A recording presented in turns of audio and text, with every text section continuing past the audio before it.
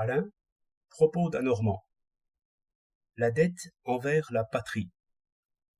M'étant égaré ces jours-ci jusque dans une salle d'examen, j'ai observé un professeur de morale qui tirait des candidats une foule de maximes vertueuses, à peu près comme on tire de l'eau d'un puits.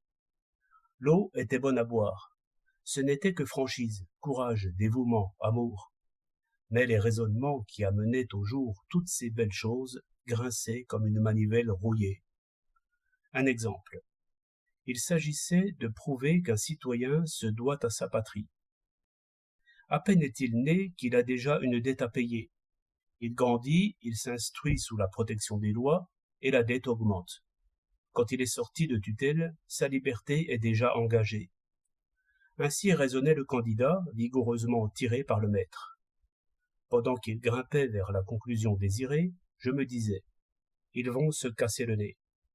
Car enfin, il n'est pas évident qu'un homme doive payer des dettes que l'on a contractées en son nom pendant qu'il était enfant.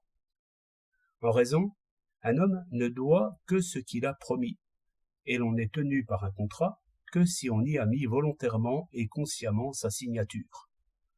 Au reste, je remarque qu'un homme qui change de patrie n'est ni déshonoré ni blâmé. Cet acte est même prévu et réglé par les lois.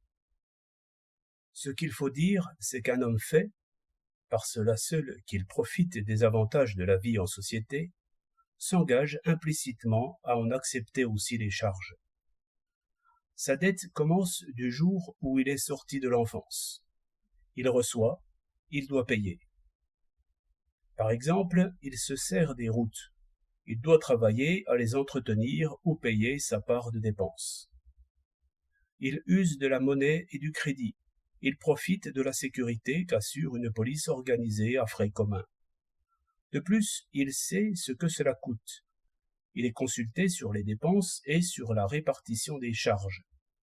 Profiter de tous ces avantages et se cacher ou s'enfuir quand il faut payer, c'est faire banqueroute.